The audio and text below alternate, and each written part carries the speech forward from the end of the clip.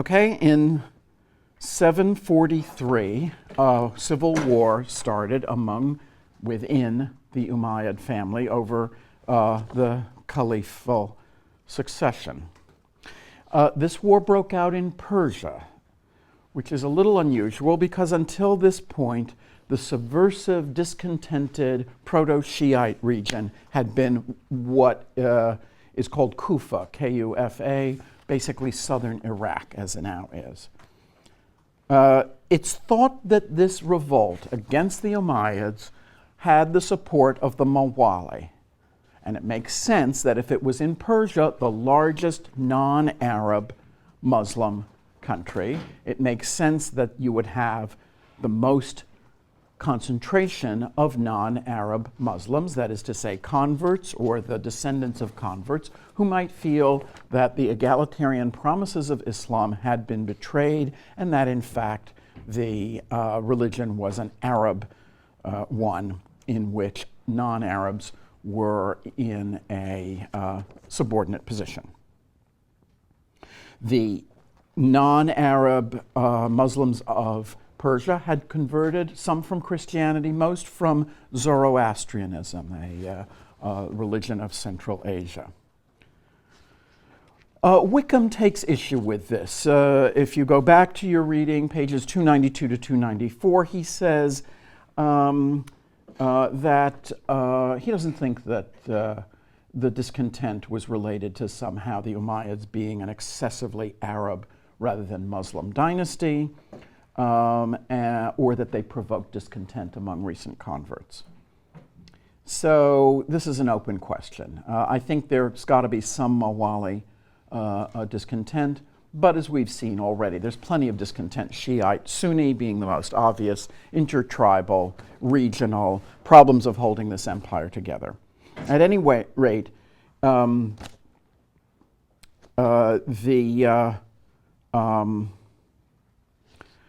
in 749, 750, the Umayyad Caliph was deposed by a member of another family known as the Abbasids. This new Caliph, Abu al-Abbas,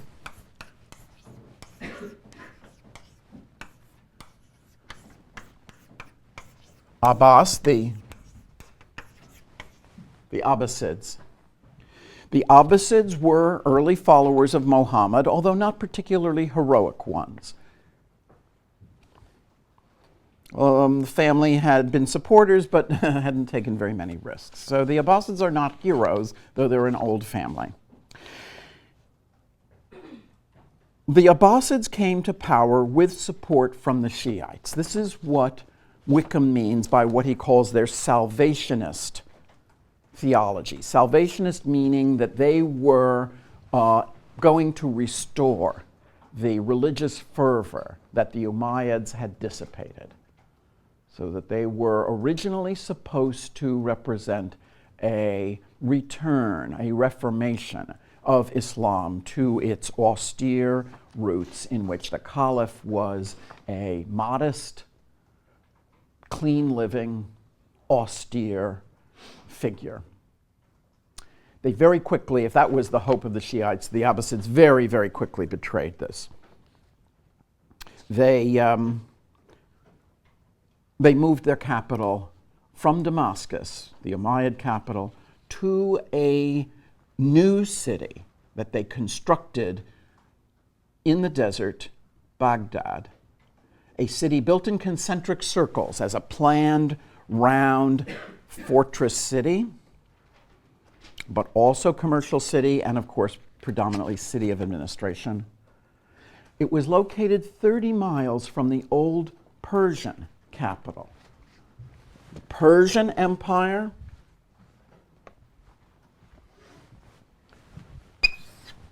was ruled from Ctesiphon. Relocating the capital of the Caliphate to Baghdad has a number of obvious implications. While most historians would not be quite as confident as Peter Brown, whom you're reading for Wednesday, is that this represents the Persianization of the Caliphate. It is certainly true that moving the capital to modern Iraq, to the Mesopotamian part of the former Persian Empire, orients the caliphate further to the east. It changes the center of gravity of the caliphate from the Mediterranean, as in Damascus, to basically to Persia, India, the lands between them, modern Afghanistan, Pakistan. At least those are as important, if not more so now, than the Mediterranean. Even though the empire stretches from the Indus River to the Atlantic, its center of gravity has clearly shifted.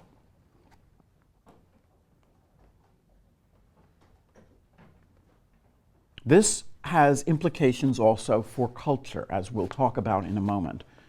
The accomplishment of the Abbasid Caliphate in terms of culture is to bring together realms that had not been in very much contact with each other, certainly not in terms of ideas, namely India, Persia, and the Roman Empire, the former empire of the Mediterranean East. Persia stands in the middle between India and the West, to the extent that Persia is not an isolated empire of its own, but a crossroads. This means that there's all this exchange of information, techniques, science, art, and culture. But most of all, the establishment of Baghdad clearly means a different kind of rulership, one that it does not break with the Umayyads, but rather to some extent elaborates on it. This is an empire. It is not a kind of sacred kingdom of people living in tents.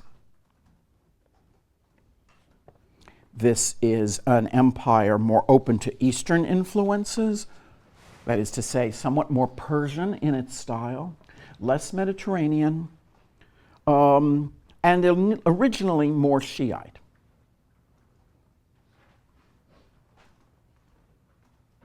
So the significance of the Abbasid takeover is really basically twofold. One is this move east to Baghdad with all that it symbolizes that I just got through saying, the influence of non-Arab Muslims, and the creation of a complex administration, an even more complex administration than that of the Umayyads.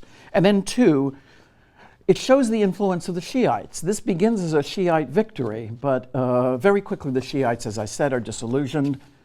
And so it also shows the limitations of the Shiites. The Shiites don't just want a non-Arab dominated Islamic world.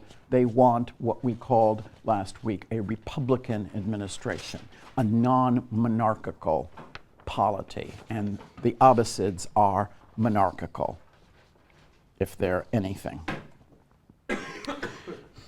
Until the early 10th century, when the Abbasid Caliphate starts to break up, the world of Islam was splendid, rich, cultivated, and scientifically progressive. There would be no more great conquests, particularly in the West. Already, before the Abbasids took power, we've pointed to two moments in which the Arab expansion or the Islamic expansion was stopped. One, in 717, before the walls of Constantinople, in the failed siege of Constantinople. Two, the Battle of Poitiers, not that far from Paris, in northern France in 733. A battle at which the Merovingians, or really their high servants, the so-called mayors of the palace, defeated Arab raiders who then retreated basically back to Spain. To some extent, these defeats in the West were not so much defeats from the caliph's point of view as a reorientation. In 750, moving the capital back to Baghdad, the capital to Baghdad from Damascus also means less interest in the West, less interest in trying to take over France, if that was ever a serious goal, less interest in besieging Constantinople. The Abbasids begin by inviting all of the Umayyad survivors to a banquet, supposed to be a banquet of reconciliation. And instead, they had their servitors kill all of the Umayyads at the dinner table, spread a leather cloth over them. Some of them were already dead, some of them merely wounded. And with the leather cloth over them, set the table again and banqueted on their dead and dying enemies. Satisfying, definitely.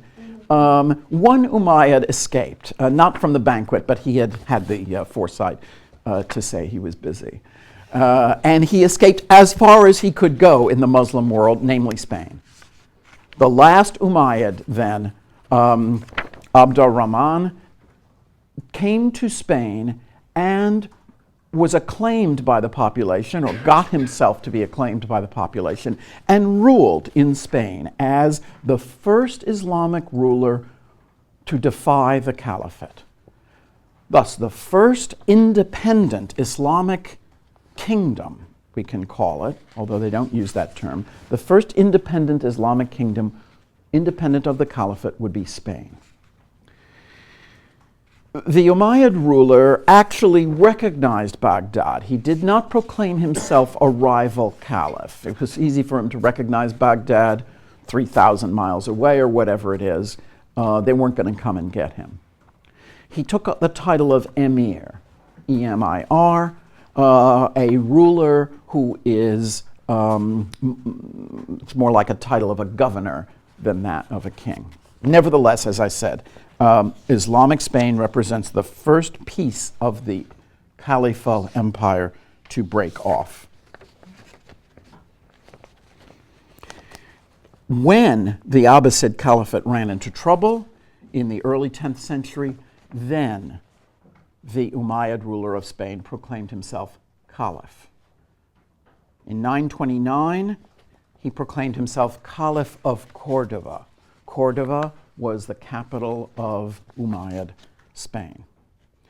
And so at this point, Spain becomes the most splendid, most cultivated part of the Islamic world. So if the period of the maximum power and splendor of the Abbasid Caliphate was roughly 750 to 910, the period of maximum splendor of the Caliphate of Cordova in Al-Andalus, or Spain, was about 850 to its sudden collapse in 1009.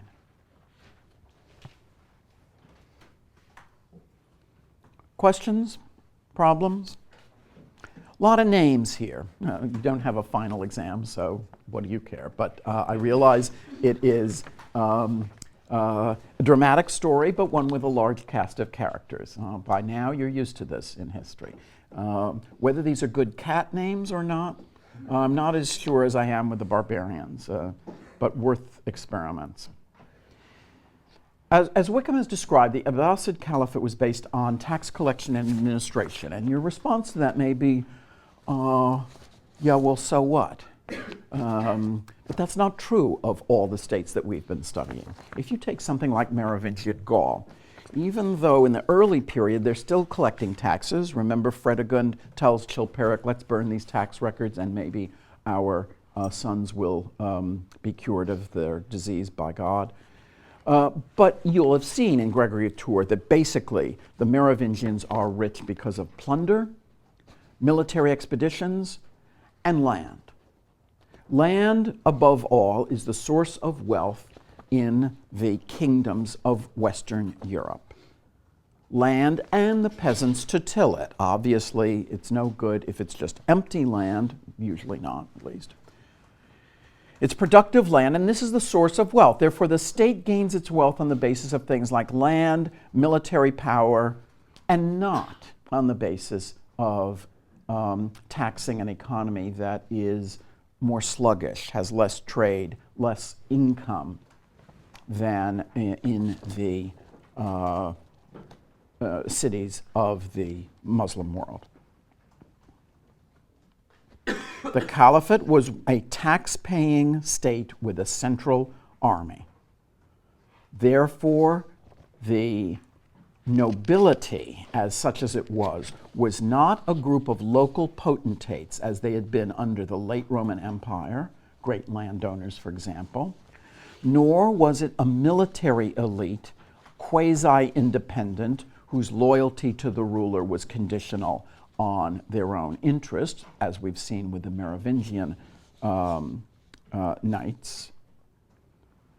Rather, it was a complicated administration, served as a structure of a vast empire, and the tax revenue came into the caliph, whose administration, whose civilian administration, was supreme over army, over local elites, over great landowners, at least for a time. The Abbasid Empire was the greatest state in the world at that time. Its only rival might have been Tang, China, but this is the period of the decline of that empire. Baghdad was the wealthiest and largest city in the world. Among the programs of the Abbasids, in addition to building this planned city, creating a certain kind of military structure, consolidating their conquests, among their plans was a cultural program. The cultural flowering of the Abbasid Caliphate is in part a planned flowering, not just a spontaneous one. The caliphs funded translations into Arabic of Greek and Persian texts dealing with science, geography, mathematics, philosophy, and medicine in particular. In 830, one of the caliphs established in Baghdad a kind of combination of library and research institute called the House of Wisdom. The House of Wisdom, in the first place, paid for and sponsored translations, but it also conducted research activities. Things like an effort to measure the circumference of the earth. Kind of thing that, how do you actually do that without modern instrumentation? A lot of the material that they translated was from Greek scientific works. Where did they get these? In some cases, they got them from Byzantium, from Constantinople itself. It's said that one treaty between Constantinople and Baghdad called for, among other things, the Byzantine emperor to lend to Baghdad a copy of Ptolemy's geography. Ptolemy, one of the great geographers of the ancient world, author of a book called The Great Geography, known in the West later on when it was translated into Latin from the Arabic as the Almagest, which is an Latin garbling of an Arab garbling of the original Greek title of the work. So this was known in the West, even when it was translated into Latin, as the Almagest. And it was just one of many works that, when they finally reached Western Europe, in translations from the Arabic, kept a kind of version of their Arabic name. But the idea that as part of a treaty, one of the things was, you lend us this copy of Ptolemy so that we can translate it into Arabic, shows the commitment of the rulers to the expansion of practical knowledge. What Islamic scholars, scientists, and policymakers were most interested in from the classical world, that is, from the world of the Greek and Roman civilization, was science, broadly speaking science. They were less concerned with Greek plays, Greek poetry, Greek literature in general. This is partly because they had their own poetic tradition in Arabic, and partly because their real source of inspiration for literature would be Persia. The stories, as in the Arabian Nights, and the kind of lyrical poetry of the Arabs, like love poetry or sensuous poetry, is either homegrown or Persian. So they translated things like Euclid on geometry, or the physician Dioscorides, who wrote not the only, but the leading pharmaceutical manual. Pharmaceutical manual, a list of drugs, their properties, what they come from, what they can cure. However, although they concentrated on science, they also were interested in philosophy. They were also interested in propositions, the nature of reality, metaphysics, and the major project in this realm was the translation of Aristotle. Aristotle is someone who wrote on everything, on drama, poetry, politics, metaphysics, ethics, animals, physics. And so his influence would be tremendous in all three religions that we are concerned with: Islam, Christianity, and Judaism. His influence tends to be in two related realms or factors. One is its comprehensiveness. They didn't translate everything of Aristotle's, but all three civilizations were aware of Aristotle as a universal thinker. That somewhere in the work of Aristotle, there's something about everything that's worth studying. He is then an encyclopedic thinker in a way that Plato is not, right? Plato is not interested in the natural world. If you go to Plato for information about animals or plants, you're going to be out of luck, because Plato despises things like that. Plato's very interested in ethics, in how to live life, in reality, in the relationship between matter and spirit, but he's not a scientist.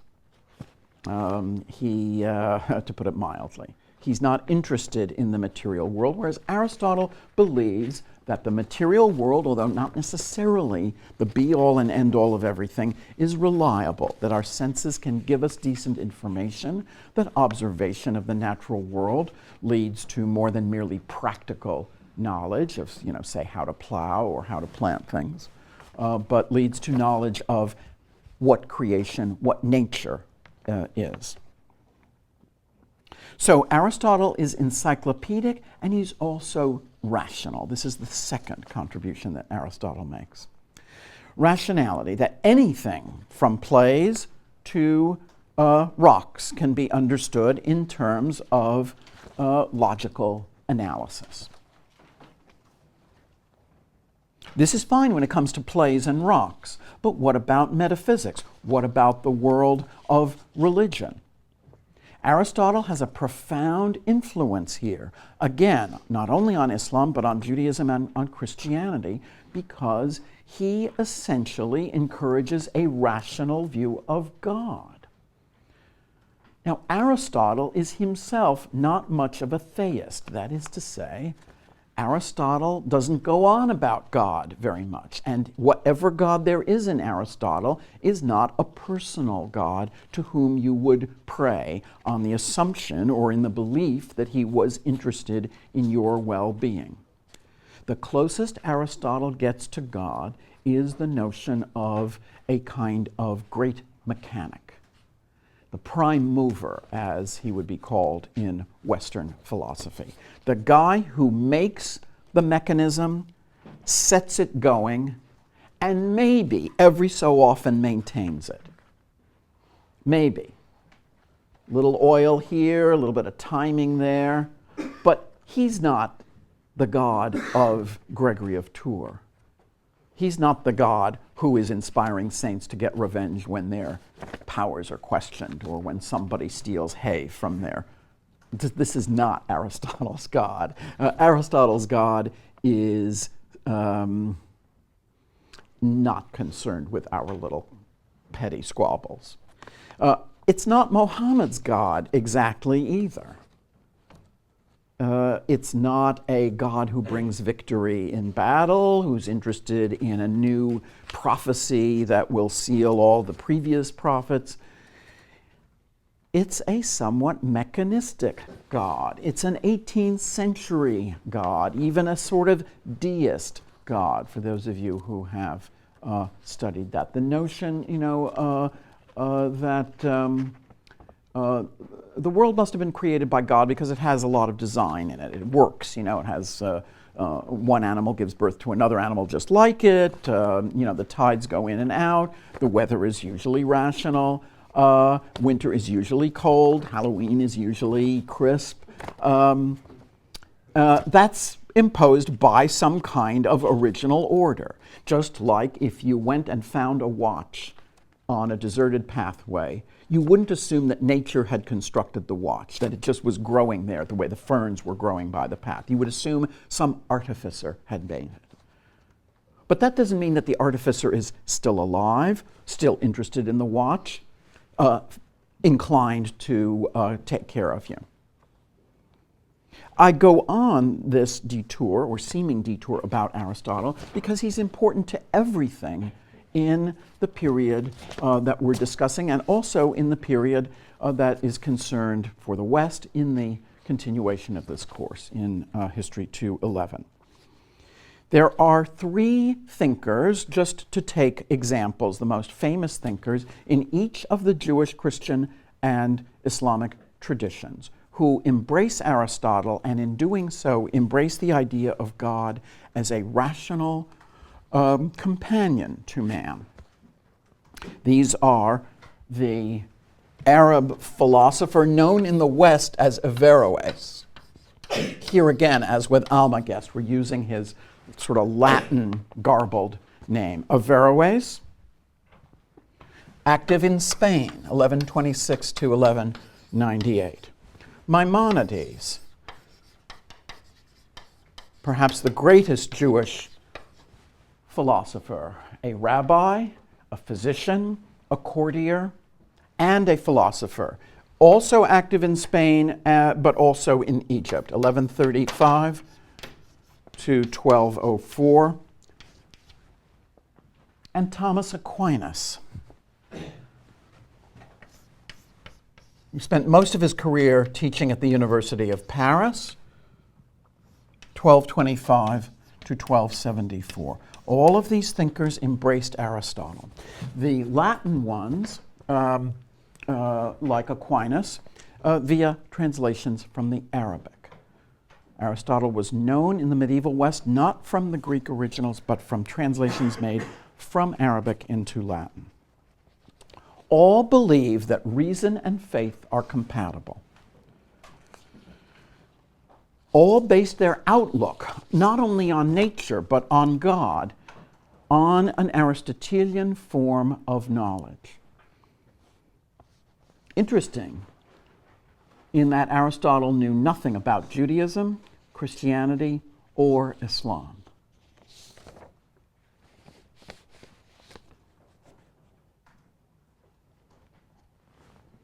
So what is it about Aristotle? What is it about Dioscorides? What is it about Ptolemy? Of all of these scientists and philosophers that is of such fascination to the Islamic world? All of this emphasis that we've made on Islamic culture and its openness to other influences may seem strange to you in light of the reputation Islam has in modern America, or at least in many circles of modern America and Europe, as being obscurantist or anti-modern or religiously inflexible. I teach a group of retired people in where I live in just outside New York, and we're studying Islamic Spain. And they're like astounded at what I've just described, at the openness of Islam to other civilizations, at its tolerance, at its curiosity about classical and Persian science. And I was surprised because this is not new information. This is not something that historians have just come up with and just discovered. If you read medieval history textbooks of 100 years ago, it's in there. Everybody knows that Aristotle was translated from Arabic into Latin. Everybody knows. Everybody who studied the Middle Ages knows. And I said to them, because you can't say to older people, oh, well, your education is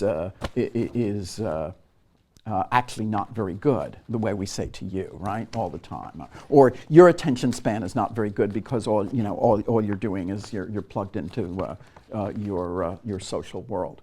No, these people went to college in the tough old days, allegedly, and they're like, God, I thought Islam was just like this sort of frozen religion that had never changed. And so you don't have that disadvantage. You don't have that idea. And so I'm not going to browbeat you with it on the basis of the experience of teaching 70-year-olds.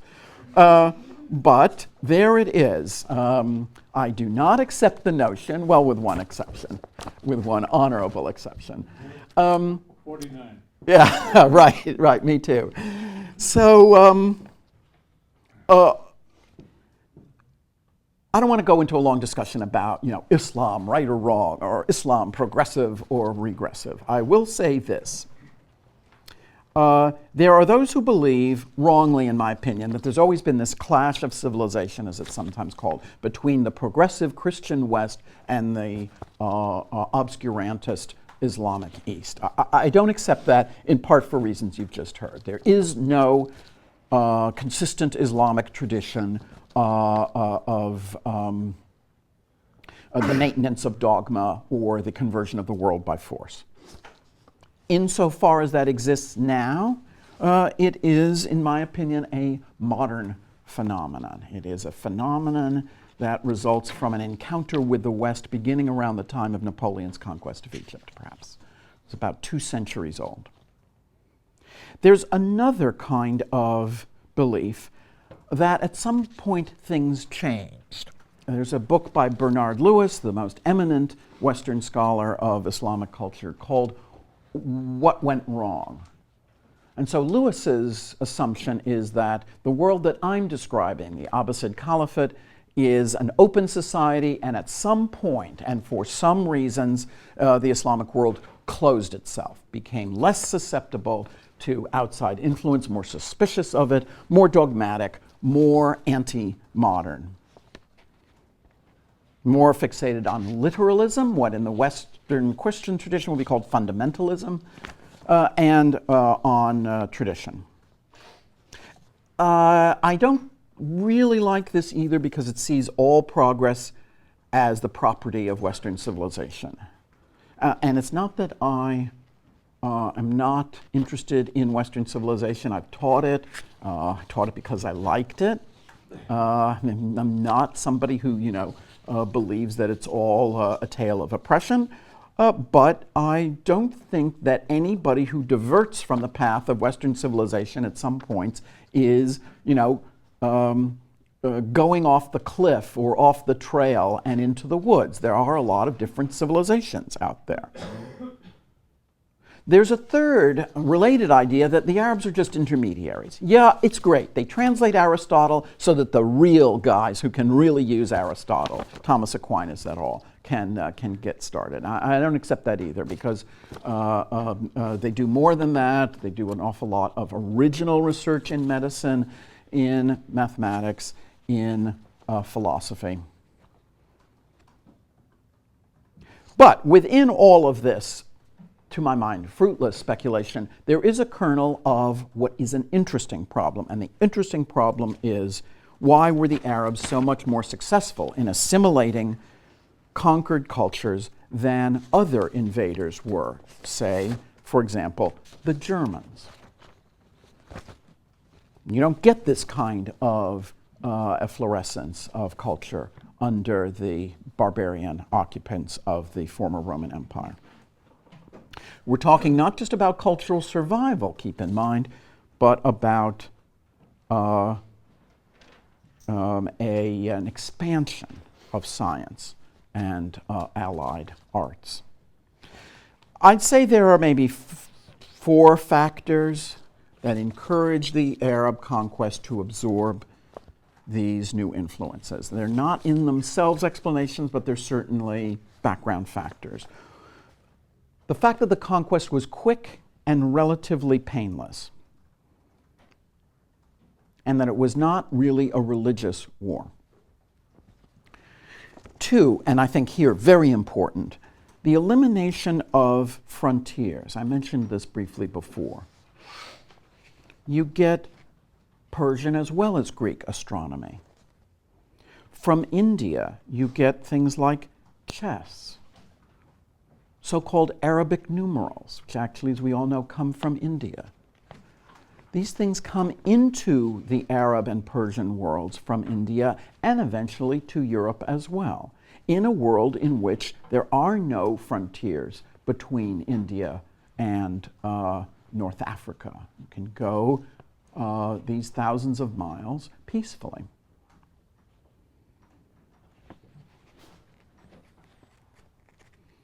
The elimination of linguistic boundaries.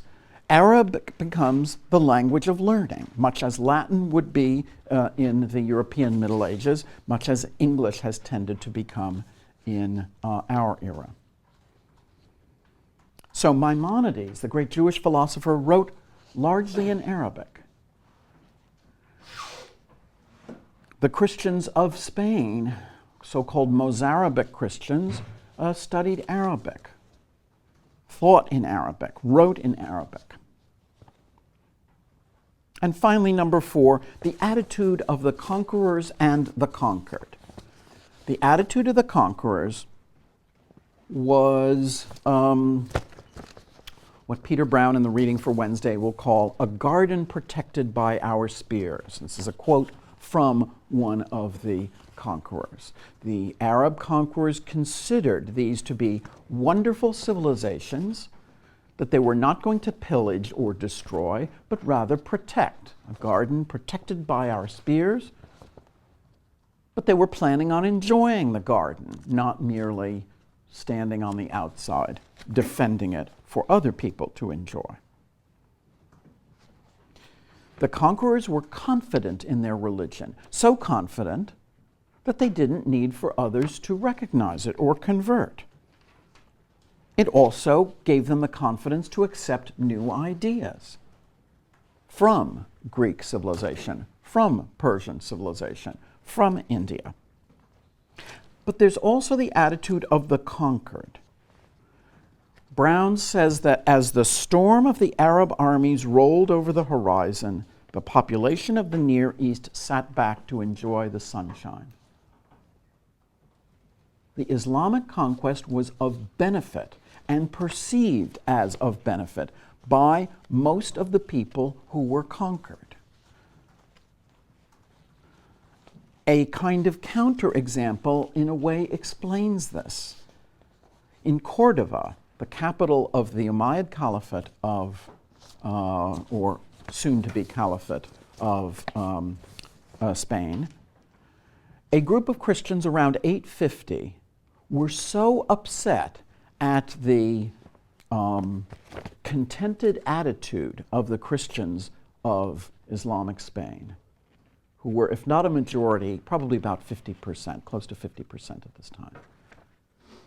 These more fanatical, or at least more serious Christians, were so angry that all of their compatriots seemed to be just fine with Islamic rule, that they got up in the marketplace of Cordova and denounced Muhammad as a charlatan, as a false god, and as not a prophet. And while Islam is tolerant, that is something that you couldn't do. So they did, the thing that was most defiant of the regime, really the moral equivalent of like burning yourself in the marketplace. And indeed, they were imprisoned, told to recant, and when they didn't recant, they were executed. There are about 50 of these martyrs of Cordova, as they're called. But they have to seek martyrdom because they have to look for it. They have to create it, because almost all the rest of their compatriots are perfectly happy to be Mozarabic Christians, practicing the freedom of their religion under a beneficent regime. Beneficent in the eyes of these martyr Christians, but nevertheless regime of the devil. This shows you something about the nature of the Arab conquest and occupation. Let me just speak briefly about a couple of aspects of what the Islamic world was interested in studying, and we may continue over into next time since the lecture on the 7th century is actually rather short. Let's start with mathematics. The great accomplishment of this time is the introduction of Arabic numbers, which if you've ever tried to multiply or divide with Roman numerals, are superior. Arabic numbers come from India, and along with this system of numerals, they imported zero, both the number or the non-number and the concept. The concept of zero allows for things like decimal places, which are also developed at this time. From India, the Arabs get the kind of very basic ideas of trigonometry, the sine function. But it is their own researches, their own progress that leads to the, call it discovery or development of the 5 other functions. And here I'm on kind of tricky ground because despite what they tell you about math literacy and how important it is, I haven't used this since 10th grade. But I do remember the cosine, the tangent, the cotangent, the secant and the cosecant, right? All of these are discovered by the Arabs. Okay? They build on an edifice whose foundation is Indian mathematics. In the early 9th century, a scholar attached to that house of wisdom in Baghdad named Al-Khwarizmi,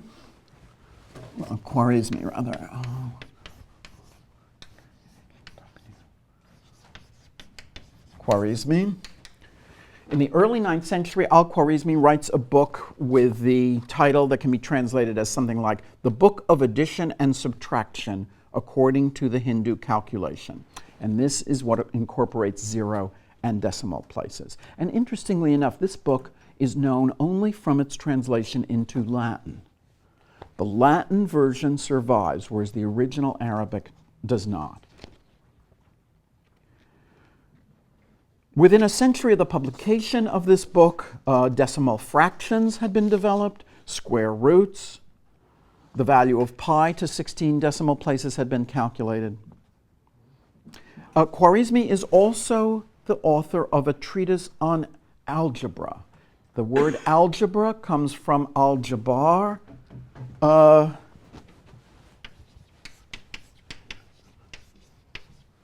which is sort of restoring something that has been in balance and that you're now going to balance, which of course is, in a way, the visual nature of algebra. Al-Khwarizmi was also an astronomer. He developed star tables that allowed one to locate the planets and stars at different times of year and at different latitudes. This is what allows the making of things like astrolabes or later sextants. These are things that describe the sky at a particular, and that allow you then to keep time and also to navigate. To calculate time for things like prayers or feasts, celebrations, also to cast horoscopes. I'll work a little more with you on geography, medicine, and then summarize the Abbasids at the beginning of our next class. So I'll let you go for now. Thanks.